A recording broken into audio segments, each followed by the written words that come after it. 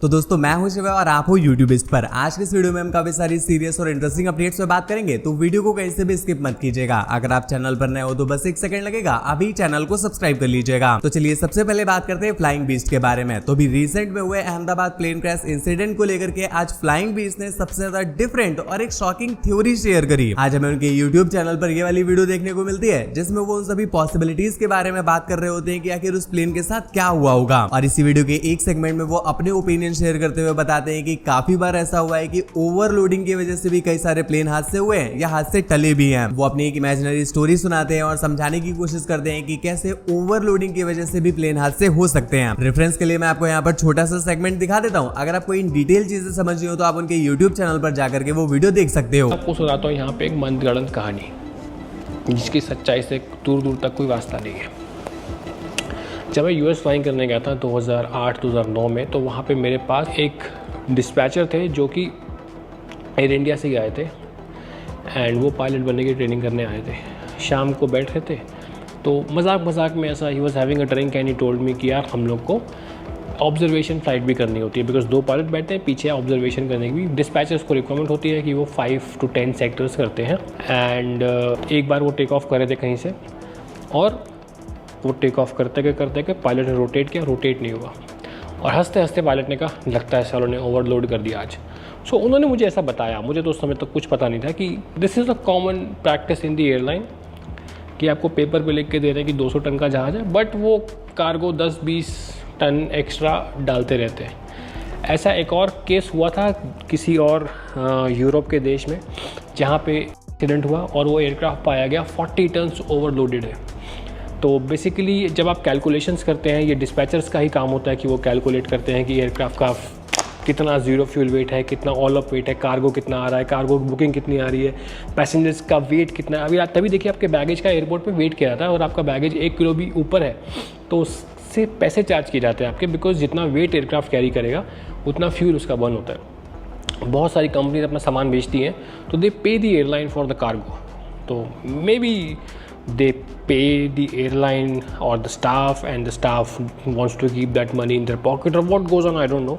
वैसे भी ये एक मनगढ़ंत कहानी है जो मुझे सपने में आई थी, मैं आपको सुना रहा हूँ, इसका सच्चाई से कोई लेना देना नहीं है। तो बात अभी प्लेन्स की हो ही रही है तो भाई एक नया दिन और एक और प्लेन के लग गए। इंडिगो की एक फ्लाइट 6E2006 आज सुबह लगभग 6:30 बजे के करीब दिल्ली से लेह जा रही थी, पर रास्ते में कुछ टेक्निकल ग्लिच की वजह से फ्लाइट को वापस घुमा करके दिल्ली में लैंड कराना पड़ा। अच्छी बात यह है कि वो जो यात्री होते हैं उन्हें एक अल्टरनेटिव फ्लाइट दे दी जाती है और अभी ये फ्लाइट मेंटेनेंस पर चली गई है। तो चलिए बात करते हैं रजत दलाल के बारे में। तो आज रजत दलाल अपनी कुछ पास्ट इंजरीज और शायद कुछ पास्ट कॉन्ट्रोवर्सीज को लेकर के भी बात करते हैं। वो क्या बोलते हैं आप देखो जरा। जिम में था ना तो थोड़े ट्रेनिंग के पुराने दिनों की ना याद आ रही थी, कैसे फटाफट बेंच मार लेता था, हर मूवमेंट कर लेता था। पर बहुत सारी चीजें ऐसी हैं जो पहले बहुत आराम से होती थी ना, आज की तारीख में बहुत भारी होती हैं। यानी जो चीजें पहले आसान थी अब थोड़ी मुश्किल हो गई। पर कहीं ना कहीं देखा जाए ना तो अगर मेरे कभी चोट नहीं लगती, कोई जिंदगी में प्रॉब्लम नहीं आती, तो मैं लाइफ में जाऊँ ना वहां हो ही नहीं पाता। मैं जिंदगी भर वेट मारता ही रह जाता। उसमें कोई बुराई नहीं है, पर वो जो चीजें हुई ना वो होनी थी। तो तुम्हारी जिंदगी में, मेरी जिंदगी में बहुत बसड़ है, बहुत चीजें हैं जो नेगेटिव हैं, पर हर चीज ना एक टाइम पे आके सेंस करेगी कि वो होनी जरूरी थी। ख्याल रखो। अगली अपडेट तो भाई भी फुकरा इंसान वर्सेस सूफी मोतीवाला लफड़े में क्रेजी दीप भी उतर आए हैं। क्रेजी दीप आज सूफी मोतीवाला को लेकर के अनाउंस करते हैं कि नेक्स्ट वीडियो वो इन पर लेकर आने वाले हैं, बहुत दिन हो गए। और क्रेजी दीप आज बड़ा पाव गर्ल एंड कुछ और मैरिड इन्फ्लुएंसर्स की इस चीज को कॉल आउट करते हैं। वो बोलते हैं कि एक फीमेल इन्फ्लुएंसर जो सबसे डिस्गस्टिंग चीज कर सकती है वो ये कि जस्ट व्यूज और क्लाउड के लिए सिंदूर लगा करके रिवीलिंग कपड़े पहन सकती है। मुझे उनकी फैमिली और उनके पति के लिए दया आती है। अगली अपडेट तो भी आमिर खान की अपकमिंग मूवी सितारे ज़मीं को लेकर के एक बार फिर से स्टार्ट हो गई और इस बार क्या हुआ वो आपको जानना चाहिए। कल central board of film certificate की तरफ से ये अनाउंसमेंट आता है कि भाई सितारे ज़मीं मूवी को सर्टिफिकेट तो मिल जाएगा, पर ये 5 चेंजेस है या सजेशंस है जो उन्हें करने होंगे और इन्हीं चेंजेस में से कुछ चेंजेस को लेकर के लोग भड़के हुए हैं। पहला चेंज तो ये कि मूवी में जहां पर बिजनेस वुमेन वर्ड का यूज हुआ है उसको चेंज करके बिजनेस पर्सन करना होगा। दूसरा चेंजमेंट ये कि मूवी में जहां पर 30 सेकंड का डिस्क्लेमर है उसे चेंज करके एक 26 सेकंड का दूसरा डिस्क्लेमर ऐड करना होगा, वो भी वॉइस ओवर के साथ। और अगला चेंज ये कि उसी डिस्क्लेमर में आपको पीएम नरेंद्र मोदी का एक कोट भी यूज करना होगा। अगला चेंज ये कि जहां कहीं भी विजुअल्स में कमल यूज हुआ है उसको चेंज करके आपको लोटस करना होगा,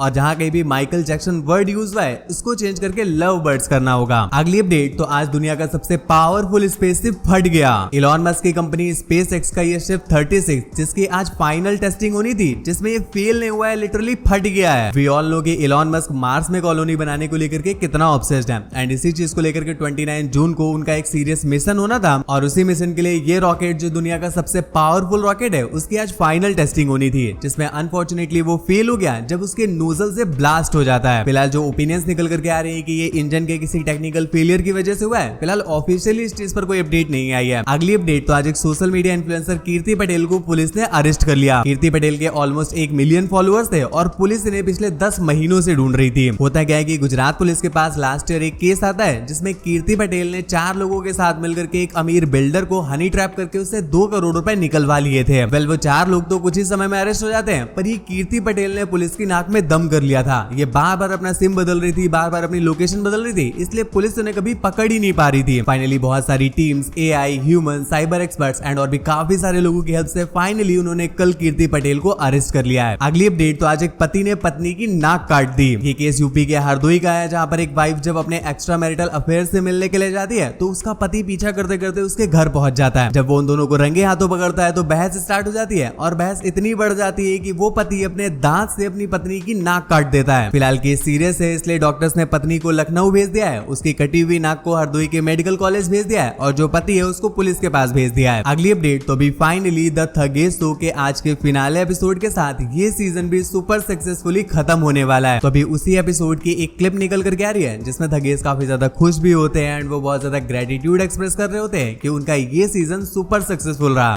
देखते ही देखते एक और सीजन खत्म हो गया। आई स्टिल रिमेम्बर जब सीजन 1 शुरू हुआ था तो मैं सोचता था काश कोई बड़ा यूट्यूबर आ जाए इस शो पर, एंड सीजन 2 के एंड होने तक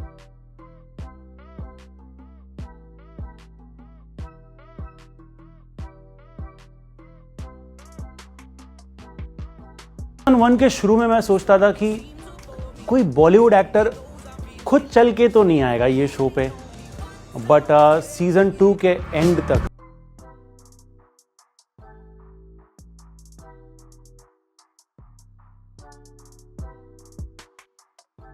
सीजन 1 में मैं सोचता था कि काश कोई एक एपिसोड में ढंग का ब्रांड आ जाए, बट सीजन 2 में भी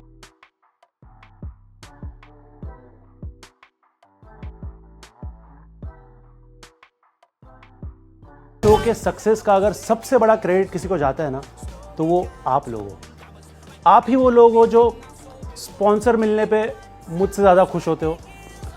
आप ही वो लोग हो जब कोई बॉलीवुड एक्टर इस शो पे आता है तो मेरे घर वालों से ज्यादा प्राउड फील करते हो। अगली अपडेट, तो अभी केदारनाथ में एक बार फिर से हादसा हो गया। रिसेंटली भी प्लेन हादसा तो हुआ ही था, पर आज वहां पर लैंडस्लाइड हो गई। ये हुआ है नियर जंगल चट्टी घाट। अगर आप वहां पर गए होगे तो आप विजुअल्स को देख करके ही समझ जाओगे कि ये कहाँ की बात हो रही है। फिलहाल जो अपडेट्स आ रही है कि इस हादसे में 2 लोगों की लाइफ चली गई है और 2 लोग इंजर्ड है। अगली अपडेट, तो भी टाटा के क्रोमा स्टोर में तिलक लगाने को लेकर के कॉन्ट्रोवर्सी हो गई। होता क्या है कि मुंबई की एक क्रोमा स्टोर में जितेश शर्मा नाम के ये एम्प्लॉय काम करते थे, बट अभी जो रिसेंटली ईद आई थी 7 जून को, उस दिन क्या करते हैं जो वहां के उनके सीनियर एम्प्लॉय होते हैं राशिद, वो उन्हें धमकी टाइप का देते हैं कि अगर यहाँ पर रहना है तो ये तिलक इलक लगाकर नहीं आना होगा, अगर यहाँ पर काम करना है तो ये तिलक साफ करके आओ। तो इस पर जितेश क्या करते हैं कि वो महाराष्ट्र नौ निर्माण सेना पर जाकर के इसकी शिकायत कर देते हैं, जिसके बाद सेना के 2 लोग स्टोर में जाकर के इस मैटर को कॉल आउट करते हैं। काफी बहसबाजी होती है, जिसके बाद फाइनली राशिद को बुलाया जाता है एंड फिर उससे माफी वगैरह मंगवाई जाती है। मैं आपको छोटी सी क्लिप दिखाता हूँ, आप देखो। सॉरी बोल रहा है, एक्सप्लेनेशन दे उसको, जस्टिफिकेशन दे सॉरी का। तो जो मैंने बोला उसके लिए रियली सॉरी, ठीक है, मेरे से गलती हो गई है, उसके लिए मुझे माफ कर दीजिए। तो चलिए बात करते हैं इजराइल वर्सेस ईरान कॉन्फ्लिक्ट के बारे में, क्योंकि वहां से भी बहुत सारी सीरियस अपडेट्स निकल करके आ रही हैं। क्या इजराइल अभी अपनी ही गलतियों की वजह से एक बहुत बड़े खतरे में आ गया है? आज तक की एक रिपोर्ट के अकॉर्डिंग अमेरिका की एक मीडिया ने बताया है कि जो इजराइल के पास डिफेंस का स्टॉक है वो ऑलमोस्ट खत्म होने वाला है। मैक्सिमम टू मैक्सिमम उनके पास 7 दिन से लेकर के 10 दिन का ही डिफेंस स्टॉक बचा है। और जैसे कि हमने देखा ही है कि भी रिसेंटली ईरान ने इजराइल का जो एयर एयर डिफेंस सिस्टम है उसको बहुत बुरी तरह से कमजोर कर दिया है। रिपोर्ट के अकॉर्डिंग इजराइल अगर जल्दी ही यूएसए से हेल्प नहीं लेता है तो भाई उसके एयर डिफेंस सिस्टम की ऐसी हालत हो जाएगी, फिर इजराइल को चूज करना पड़ेगा कि भाई वो कौन सी मिसाइल को इंटरसेप्ट करे और कौन सी मिसाइल को पास होने दे। कुछ रिपोर्ट्स के अकॉर्डिंग इजराइल अभी हर रात $285 मिलियन खर्च कर रहा है ईरान से आने वाले हमलों को रोकने के लिए। अगली अपडेट तो भी ईरान इजराइल के सिविलियंस को टारगेट करना बंद ही नहीं कर रहा है। अभी जस्ट मैं इस वीडियो को रिकॉर्ड कर रहा था तभी अपडेट निकल करके आ रही कि भाई ईरान ने आज इजराइल के हॉस्पिटल पर अटैक कर दिया। इजराइल के प्राइम मिनिस्टर बेंजामिन नेतन्याहू इस चीज को लेकर के बिल्कुल भी खुश नहीं है और वो एंग्री रिप्लाई देते हैं कि ईरान को इसके लिए भारी कीमत चुकानी पड़ेगी। अगली अपडेट तो भी फाइनली वो 110 इंडियन स्टूडेंट्स जो ईरान में पढ़ाई कर रहे थे उन्हें सेफली इंडिया में लैंड करा दिया गया है। जैसे कि ईरान वर्सेस इजराइल का जो कॉन्फ्लिक्ट इतना ज्यादा बढ़ चुका है इसको लेकर के हमने आपको बताया था, चाइना, यूएसए, इंडिया और भी जितनी कंट्रीज है वो अपने सिटीजन से यही बोल रही हैं कि भाई जो कोई भी ईरान के तेहरान में है वो वापस चले आओ। फिलहाल अपने भाई तो वापस इंडिया आ चुके हैं, सभी के डिफरेंट रिएक्शंस निकल करके आ रहे हैं। कोई इंडियन एम्बेसी की तारीफ कर रहा है कि भाई वहां पर हमारी इंडियन एम्बेसी ने उनके लिए सब कुछ पहले से ही तैयार रखा था, कोई भी प्रॉब्लम नहीं होने दी। एक पर्सन बोलते हैं कि भाई वहां की हालत दिन पर दिन खराब होती जा रही है, एक पर्सन बोलते हैं कि भाई वॉर अच्छी चीज नहीं है, इससे इंसानियत मारी जाती है। एक बोलते हैं कि भाई मुझे अपने सपने पूरे करने हैं, मैं अपने सपने नहीं भूला हूं, बस जैसे ये चीजें ठीक होती है मैं वापस ईरान जाऊंगा। दोस्तों वीडियो में आगे बढ़ने से पहले चलिए चेक करते हैं आपका फिल्मी आईक्यू। क्या आप इस एक्ट्रेस को सिर्फ उसकी स्माइल से गेस कर सकते हो? वेल आई थिंक सिर्फ प्रो फिल्मी जीनियस इसका रिप्लाई दे पाएंगे। अगर आपने इसका आंसर गेस कर लिया है तो नीचे कमेंट से बताना ताकि अगली वीडियो में हम आपको शॉर्ट आउट दे सके। फिलहाल हमारी लास्ट वीडियो के राइट आंसर का शॉर्ट आउट जाता है एचपी व्लॉग्स भाई को। तो दोस्तों बस फिलहाल की वीडियो में बस इतना ही। ऐसी और भी ज्यादा इंटरेस्टिंग और सुपरफास्ट अपडेट्स के लिए ध्यान से चैनल को सब्सक्राइब कर लीजिएगा, बेल आइकन प्रेस कर लीजिएगा और वीडियो को एक लाइक करके अपने दोस्तों के पास भी पहुंचा दीजिएगा।